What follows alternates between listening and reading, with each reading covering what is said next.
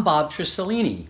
14 years ago, Jeff Kinn, Pam Wiley, and her spouse Lynn Wiley, along with myself and my husband Bob Nosal, put together an event called Got a Minute. It was a collection of one-minute plays ranging in various topics from comical, dramatic, and yes, even political, with local playwrights and actors. All of the proceeds went to fight cancer. One of my favorite memories were when Jeffrey and I would spar on stage for the spotlight by challenging each other's who was the better director, actor, MC, you know what I mean. We would duke it out with songs like, anything you can do, I can do better. I can do anything better than you. No, you can't. Yes, I can. No, you can't. Yes, I can. No, you can't. Yes, I can. Yes, I can. Well, this year we're going to bring back that event with a new face to continue our fight of cancer. Some of us cancer survivors and warriors are back to continue that mission. So sit back and enjoy and maybe donate to our new version of Got a Minute.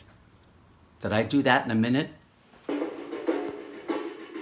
I want to sing and dance at the Peekaboo Lounge. Do the hoochie coochie for all them clowns that pay good money just to see girls dance. And they put dollars in those sweet girl pants. Now, how you gonna dance at the Peekaboo Lounge while your hair is a mess and your boobs are hanging down? There's nothing brief about your underwear. You do the hoochie coochie, you'll give them clowns a scare. Want to slide down the fire pole every night. A pole without a fire is a beautiful sight. And when I think of all the money I will save on clothes, a few brief items and I'm good to go. They'll call the police if you slide down them poles, and they might arrest you if you take off your clothes. What are you thinking, girl? You might break a bone. They'll take up a collection just to keep your clothes on. Yes, I'm gonna get rich at the Peekaboo Lounge. Do the hoochie coochie for all them clowns that'll pay good money just to see me dance. And I will make millions with my big girl pants. I'm gonna make millions with these big girl pants.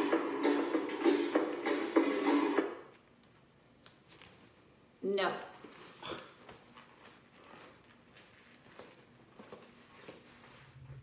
What is it? It's a hole, Charles. I'm going through. No. You worried about old Charlie? Charles, no! I will never forgive you for this. You want to go back through? Yes. All right. We can't go through. Oh my God. I'm stuck here forever. Shelly. That's what I mean. Sorry. Hey, can you do that again? Thanks. That was great. I'm gonna try that hole again. Hey, we can go through. Oh, Charles. May I go first? Sure. Nope. Now, I want you to turn around, and I want you to think of that kiss. I will, Cheryl. I will. Good. And you know what the best part is? What, Cheryl? You've got nothing but time to remember it. Nothing but time to remember it. What a beautiful thought. Oh! Finally. Feels good, doesn't it? It sure does. Surprised?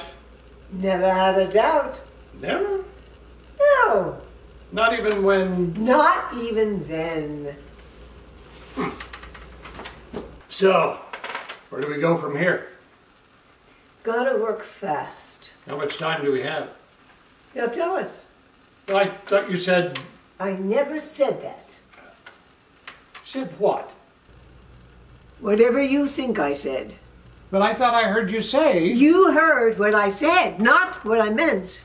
What did you mean? I meant what I said. But not what I heard? More than likely. You never answered my question. Which one? How long do you think we have? Today's already yesterday. It's only been a minute. Term limits. Oh. Thank you, Ms. Giannetti, for your monologue performance. That class, thankfully, is the last monologue for this semester. While our dean very generously suggested I make assignments more fun for my students to allow more choice in material the students may find more accessible, I dare say I'd be hard-pressed to name the playwright of any of your pieces, much less recognize the source material. And Ms. Giannetti, you were no exception. In your monologue, the character you portray considers herself to be but one in a group of real housewives, whatever that means. Oh, in your piece, we are treated to such bon mots as, bitch, keep your slut hands off my man, you ugly skank. Let me be clear. I am not offended by the vicious depictions of human jealousy. Even the bard's plays are rife with such emotions. The green-eyed monster played a part in the downfall of Othello, after all. Indeed, such deeply human drives are the seminal ingredients from which drama is conceived. Stop the giggling, Mr. McGuire. That is dirty only in your mind. What offends me in your piece, Ms. Giannetti, is the very prosaic language. In fact, a complete lack of originality in the dialogue. What was this playwright thinking?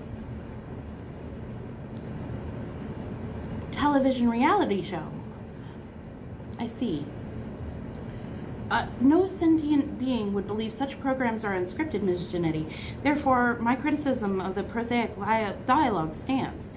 However, I will say your piece is not without a strong conflict, as your character grapples with an agonizing decision. To another of her fellow housewives, she confides, I cannot afford both, girlfriend, so tell me straight. Boob job or ass lift? Clearly, this is today's to be or not to be.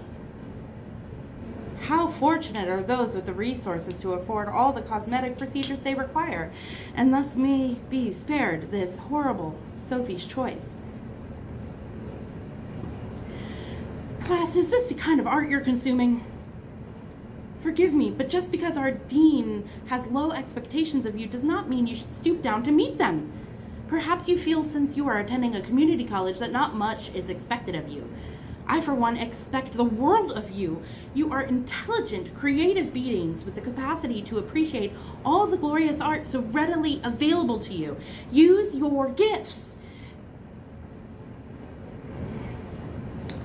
Unfortunately, as our dean did not acquiesce to my entreaties to withdraw his unusual policy on monologue source material, I feel we can expect more of the same when we reconvene.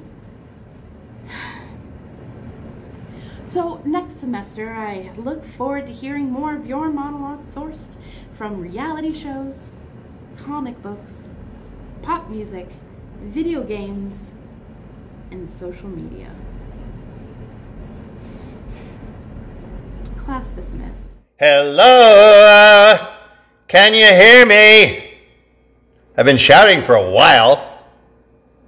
Down here, in the bottom file drawer. No, not the second from the bottom. The one next to the floor, way in the back, in the folder marked Dead File.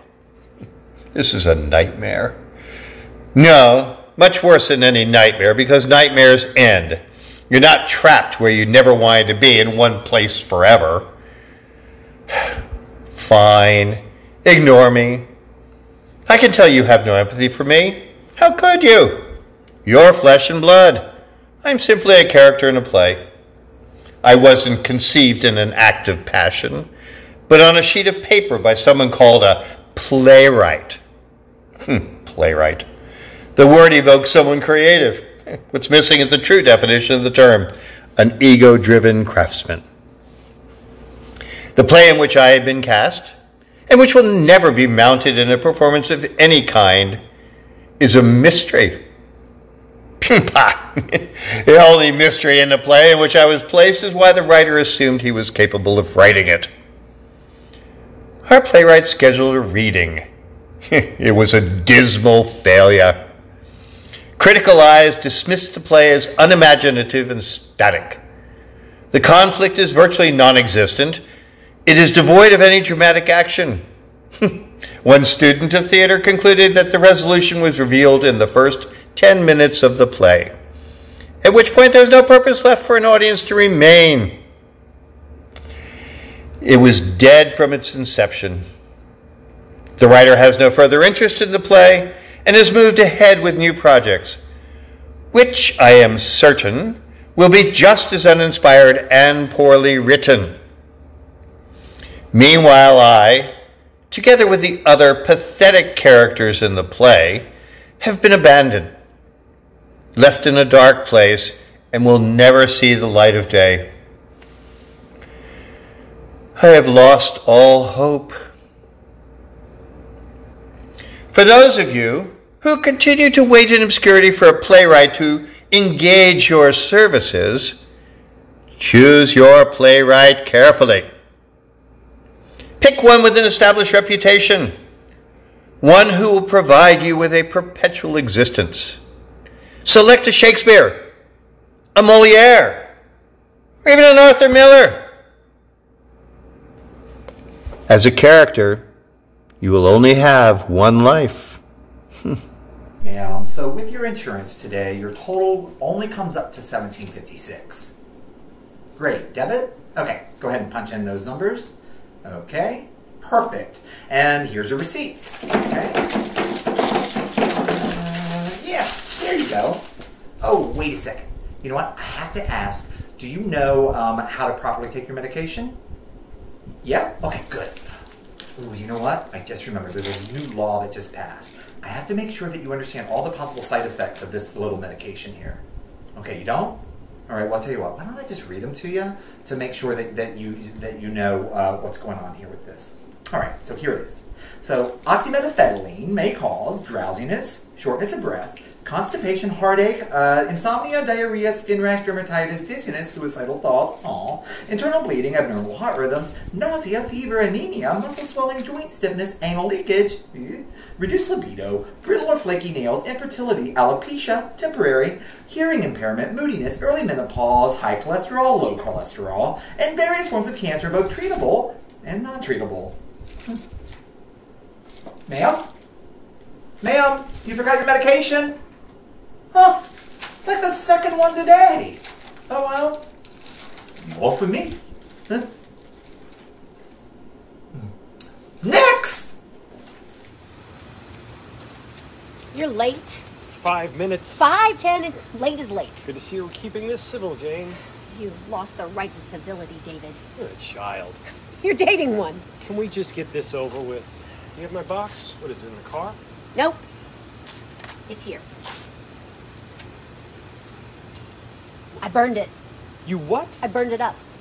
Why did you? I told you I'd bring it back to you, but I didn't say what state it would be in.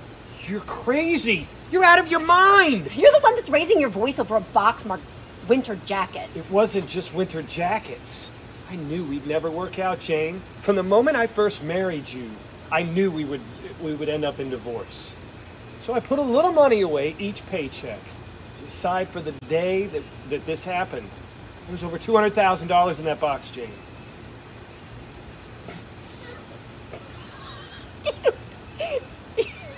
You stored your life savings in a box marked winter jackets? I'll see you in court. You'll pay for this. I've already given you 20 years of my life. What more could you take from me? I'll think of something. Trust me.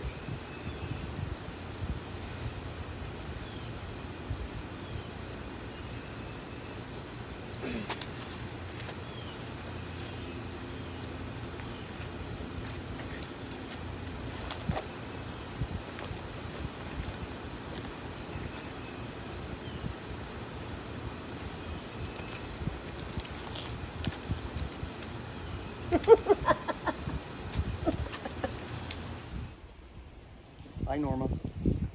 I see you're out for your daily walk. Me too. Hey, I lost my hearing aids, and I can't get new ones until next week. And communicating's going hard. Oh, and I'm into strict social distancing. Can you read my lips? Not at this distance. You know my vision is weak. Oh, how to communicate. This pandemic is getting to everyone. You know, I can hear on the phone pretty well. Well, kind of well. Well, you're doing really well right now. You're getting most of what I'm saying, so good for you. Well, why don't I call you when we get home, and we'll talk then. Do you have a minute? That sounds great. We can celebrate with a drink in hand. Better yet, I have a dining room table that's 6 feet long, head to toe, head to head. And if you Come over for a drink. You can sit at one end, I can sit at the other. It sounds great. We'll celebrate. Love you. Love you. Where's Cassie? She was like supposed to meet us here. Yeah, well, she's, you know, like AWOL. AWOL? Cassie? No, she's like way too hard-assed. Well, she's, you know, not here. Well, I can see that, but she wouldn't just like go AWOL. I mean, why not? She is kind of kooky sometimes. Kooky, yeah, but not like woozy. Woozy? What are you talking about? AWOL. Isn't that what you said? Yeah, but what's that got to do with woozy? That's like what it means. What? AWOL. Like, I just don't see Cassie doing that. Like, she's so hard-assed and all, I just don't see her going like all woozy over love is what I'm saying. All woozy over love? Yeah, AWOL. I text her like all the time. AWOL doesn't mean all woozy over love. It means, you know, absent without leave. Okay, wait, now what are you talking about? AWOL, in the Army, it means, you know, absent without leave. Okay, but Cassie's not in the Army. Not yet. Oh my gosh, you're right. Someday she like totally could be because she's like, you know, so hard-assed. Yeah, and she's like, she'd never be all woozy over love, but she might go into the Army. And today she's like absent without leave because she's so kooky. Well, you know, she's like not here. Maybe she like enlisted.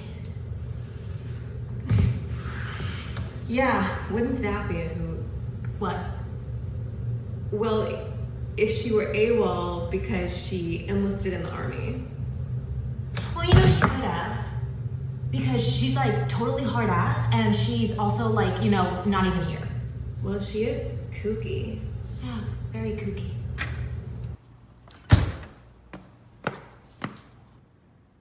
Wow. Amazing what can happen in 60 seconds. And there's more to come. So stand up and stretch or get a snack or another drink. And we'll be back in just a minute with the second half. You know, we've been all dealing with a major disease that starts with a big C, COVID-19. And the brilliant minds of research have been trying to find answers. And there's been lots of funding. But we don't want you to forget there's another disease that begins with a big C, cancer.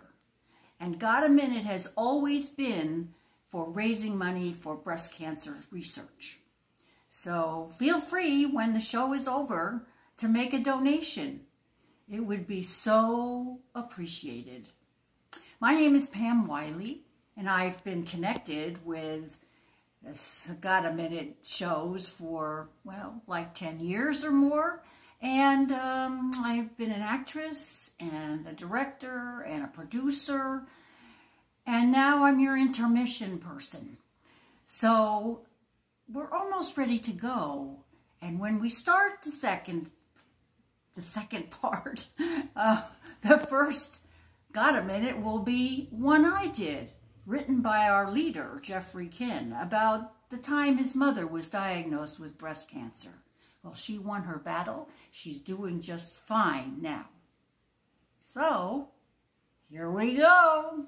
What can I say? It was a bad day, and I've apologized several times.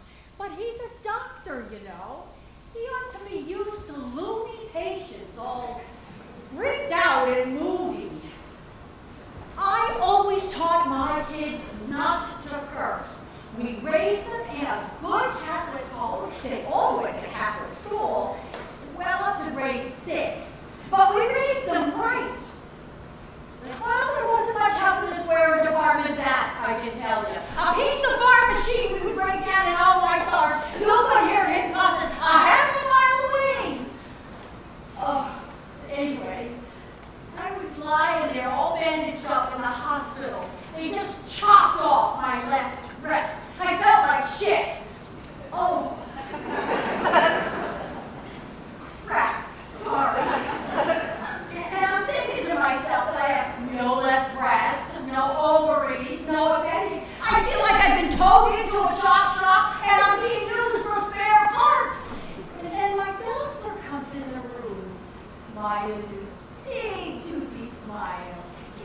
in my face, breathing mint all over me, looks me right in the eye and says, "You are a very lucky woman." And I said, "Shut your fat mouth, you stupid freaking asshole!" Yeah, I said freaking and asshole in the same sentence. I said I was sorry.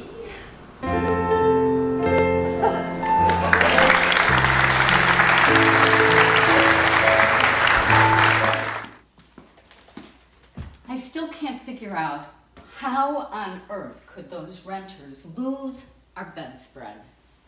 Are you ever gonna get off that subject?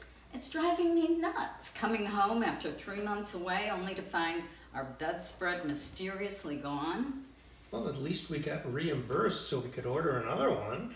True, but it's bizarre that they couldn't remember where they put this large king-size spread.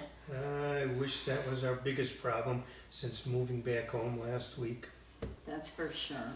Who knew when we left last January that this terrible pandemic would be greeting us on our return? People infected, dying, it's Yeah, awful. Plus, we didn't get back to our plans for opening the business. It's kaput. Well, there's hope for the loan apps that we've filled out night and day. Oh, sure. The bank keeps asking over and over for the same documents we've already sent. Yeah, and our computer skills haven't gotten any better in uploading and downloading them. This is getting to be a very depressing conversation. Cheer up, honey. At least now we know how to answer invitations to Zoom events. I've had 2 book clubs, 2 family reunions, and 3 with my best buds from California. Yeah, and at least Josh is still picking up groceries for us. He's so worried about us. True, so stop complaining when you don't get the mail you want or you get chicken breasts instead of chicken thighs. Okay, you're right. I should be ashamed of myself. Good then. What's left to kvetch about? Where the hell is that missing bedspread? I have this cockatiel, Tootsie. Oh, she's always been my pal. When she's out of her cage, she'll fly around the house looking for me, and then land on my head. I think she's trying to hatch me. Oh, she's a beauty. Orange rouge spots on her cheeks, big yellow top knot, always sitting on my shoulder, whispering bird secrets in my ear. But now that I'm home all day, our relationship has changed dramatically. Oh, she started hugging on me, putting her feathered cheek against my cheek, grooming my eyebrows, hugging her head up against my mouth. Then one morning I woke up and she had laid an egg, a virgin birth. I should have named her Mary instead of Tootsie. So I cracked open baby Jesus and fried him in a skillet and ate him on a Ritz cracker for my breakfast communion. Baby Jesus tasted just like a hen's egg, only briefer. But then came more eggs, egg after egg after egg. I got sort of scared. I mean, this couldn't be good for her. So I Googled compulsive egg laying in cockatiels. The cause? Inappropriate pair bonding. Oh, I felt so dirty. I mean, who would have thought one of the problems caused by the pandemic is bestiality? Bestiality, huh? The one thing I've tried so hard to avoid most of my life. So my roommate says, "See, I told you, she thinks you're her husband." Well, I got to admit, I felt sort of flattered. I mean, she is pretty, paid me a lot of attention, but the eggs continued. Egg after egg after egg. I was afraid it would kill her. I told my roommate, "I know I have to break up with Tootsie, but I don't know how." "Easy," he said. "Just break up with her in a tweet." Hey, my brother. What you been doing? I cleaned out her closet the other day. Oh, why didn't you tell me? I would have helped you. Actually, it was kind of spontaneous. I mean, she's been dead for 3 months. It was time. Well, how was it for you?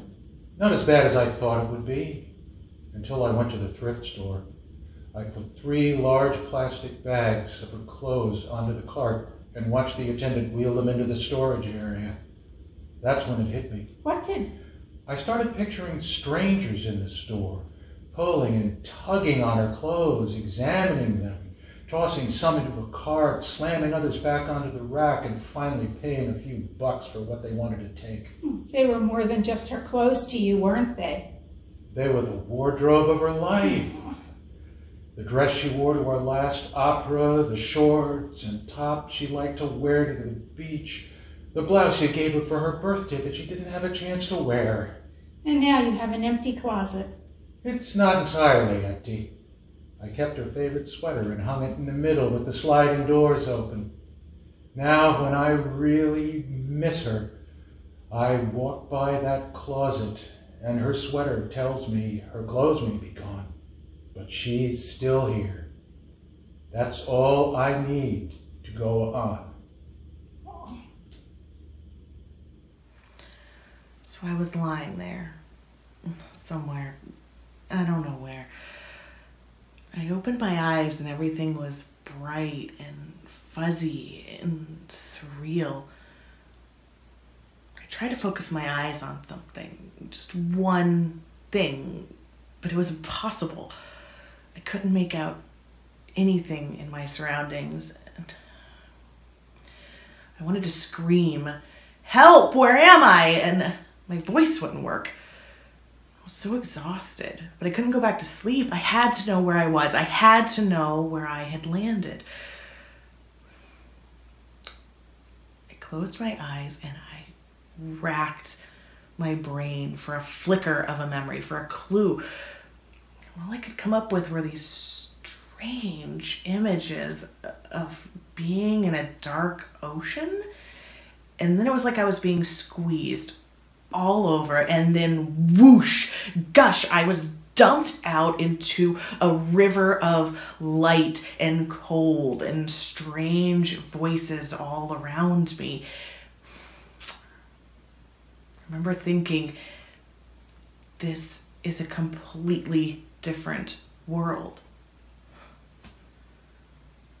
The next time I opened my eyes, I found myself gazing into the face of a stranger. Who was this woman?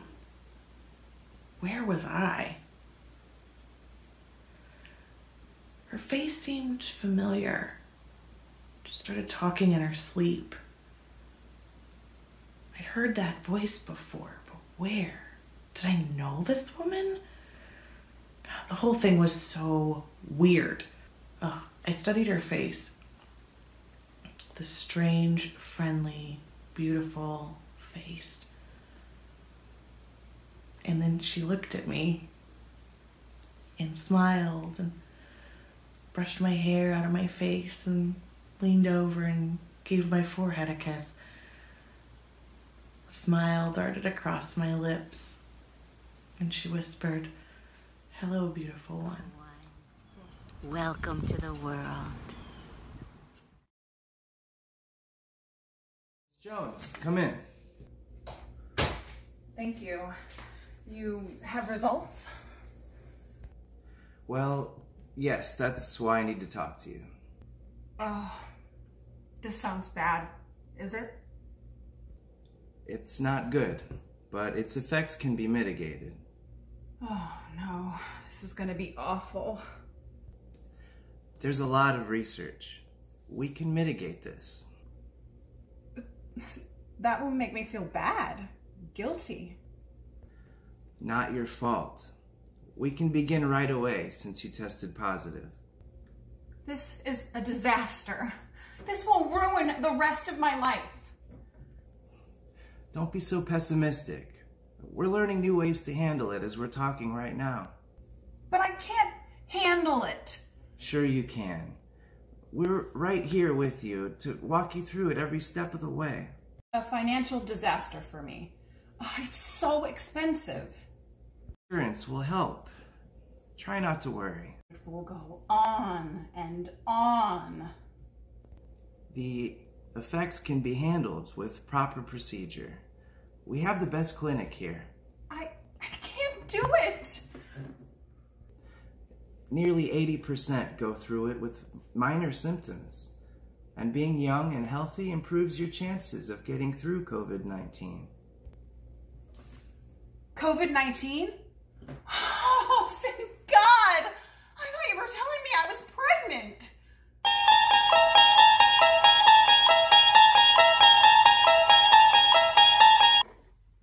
come across the galaxy to bring you this. Is an exchange of gifts necessary? I can go back and get something for you if you'd like. It is a gift. No exchange is necessary. Oh, I would like to avoid a diplomatic incident. No one said anything about a gift. Perhaps you should keep it for a more suitable time. But this is the entire reason I have come. Oh, I of course mean no offense. Oh, this has nothing to do with politics. That will be there tomorrow. We can start formal negotiations then.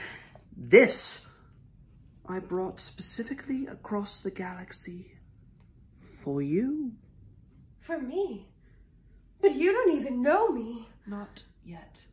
But once I give you this, I shall know you, and you shall know me. That sounds intimate. It is. What is it? I call it joy. This is what happened as best I can recall it.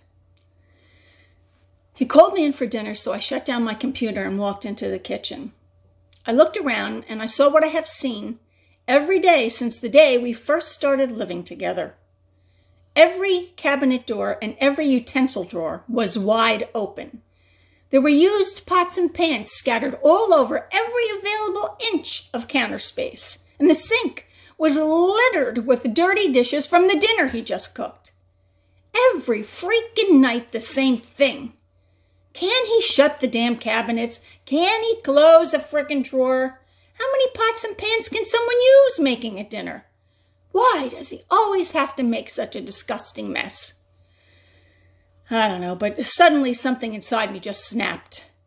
I picked up the dirty air fryer, which was his favorite new appliance, walked behind the armchair where he was sitting in front of the TV, gingerly eating his dinner. Didn't wait for me to start eating, by the way. I raised up the air fryer, aimed for the bald spot, and I brought it crashing down on his head. I must have hit him just right because he went face down into his food and didn't move again. I noticed blood dripping down the sides of his head into his dinner, but just shrugged it off. There was blood from the wound on the air fryer, so I took it to the sink and put it in. I plated my dinner, I sat down in front of the TV, and ate. Steak and fries. It was really good. He knows how to make my steak exactly the way I like it. Well done. And the fries, perfection. I watched an episode of Law & Order SVU while eating. God, I love that show. And when it was over, I took my dish to the sink, washed it, and washed everything else that was in it too. I cleared off, wiped down, and disinfected all the counters and put everything away nice and neat. Lastly, I closed all the cabinet doors and shut all the utensil drawers nice and tight. When I was done, I stopped for a moment, took one look at my nice, clean, sparkling kitchen, and breathed a sigh of relief. Then I went back to my seat to relax. After a moment, I looked over and I saw my husband slumped forward in his bloody plate of food, and a slow realization of what I had done came upon me. "Oh, shit," I whispered. "I missed a plate." Hey, hi. Hi. You're holding up well. Rough times for all, huh? Yeah, I wish I could hug you. Well, you can. I'm not sick or anything. But I could be. But you're not. Well, I noticed. No mask or gloves or anything? I'm a big boy. I don't need any of that crap. Oh, okay. What? Well, you know, I'm just wondering what your mother would say to you right now. My mother would say, why would you do this to me? Taking such chances? You're not invincible. Just wear the mask, even if it's just around people, for my sake. Mm-hmm. Okay, so did you know in these rough times, we're all related? We are? Yes, we are. So wear this mask, just for my sake, if nothing else. Or when we're with other people. Yes, Mother. That's better. Now if we could just get you to wear a helmet when you're out riding your bike. Don't push it. Oh. Damn, I just can't stand it anymore. What can't you stand? One more nail and shreds. Huh? Why did I let you and my sister talk me out of getting my nails taken off at that one salon that was open before the lockdown? Diane, the world is in a crisis situation. Are you worried about your nails? I just don't feel like me anymore. Look at them. Hey, we don't even have an income anymore. We've got our son delivering groceries. I know, but I'm budgeting like crazy, and the daily financial strain of picking out which bills to pay is wearing me out. So why don't you just help me try to secure a business loan? But I've had a manicurist for 20 years, and I don't even know how to clip them right. And worse, he keeps forgetting the nail polish remover for my toes. Honey, life's a bitch. It'll be okay. Do I run past you or stay behind you? I'm running faster than you. Whatever you do, just stay 6 feet away. I was just trying to be friendly. Well, keep your distance. I don't like chances. You're not wearing a mask. Well, mind your business. It is my business. Everybody should wear a face mask. What are you gonna do? Call the police? I'm sorry. This pandemic is really getting to me. It's not easy. Okay, you can pass, but 6 feet to the side. Hey, after this is over, maybe you and I can get a drink and talk. That's awfully speedy for a run-by. Well, seize the day, as they say. The title of a great American novel. Saul Bellow. You may be interesting, but it goes back to the Romans. Carpe diem. You are interesting. Here's my card. You're not wearing gloves? Yikes! I forgot. Yes, that was a quarantine glimpse at what you can accomplish in 1 minute. Bless all those actors, playwrights, sound technicians, videographers. I mean, look, folks, these folks did these plays in their own homes with what they had around them and the people that were around them. I mean, what a challenge and what lovely work. So thank you to all of them for putting in all that effort. I hope you will consider it to be enough of an entertainment that you will make a donation. There's a donation button attached to this video as you watch.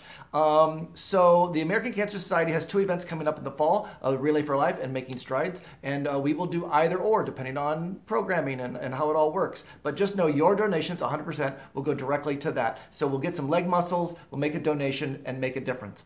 On a personal note, my mother, Margaret Ann Kinn, aka Mousy, is doing wonderfully. She is a 12-year cancer survivor. She was the inspiration when she and I sat in the doctor's office and received probably some of the worst news of her life. Something struck me as funny, and so I wisecracked and we laughed.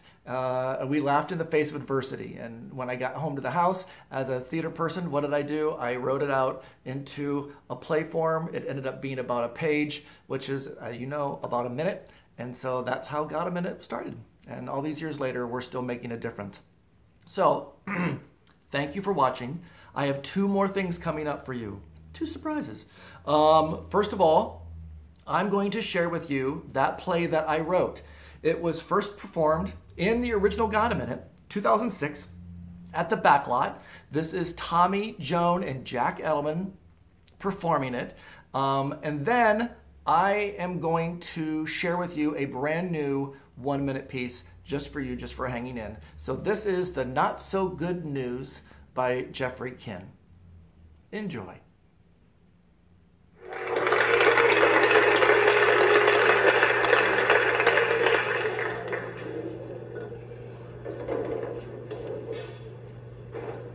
Now, I know this is difficult news to hear, but I did say in our initial screening that the The size of the tumor troubled me, and the density of the biopsy was a concern. But my friend said that Mom was too old to get breast cancer. Oh no.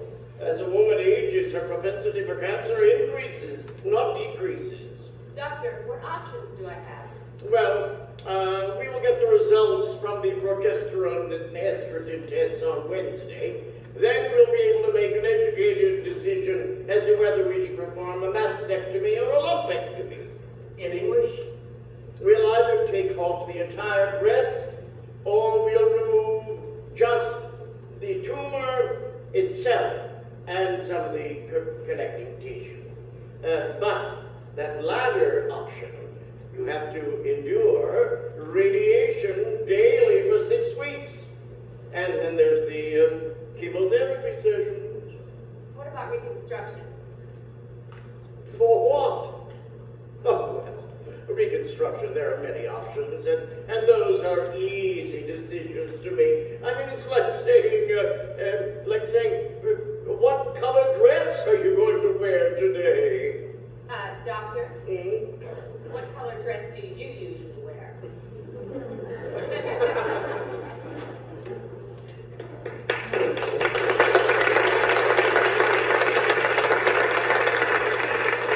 This last play was actually based on a true story that actually occurred when my mother and I went to get her breast cancer diagnosis this past April.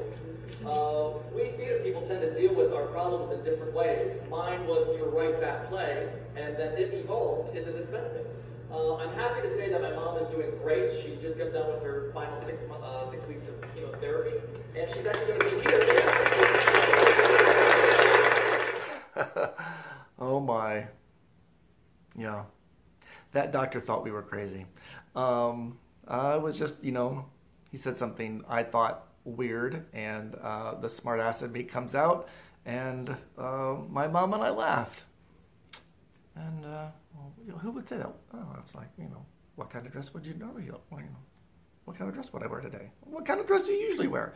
Anyway, so I've used Got a Minute as a outlet for expression for many years, and then this epidemic dropped in on us, and before that, right before that, I lost my pop. I lost my dad, Bob Ken, and it's been a challenge for me emotionally to deal with the stress of living in this new world and then living without him.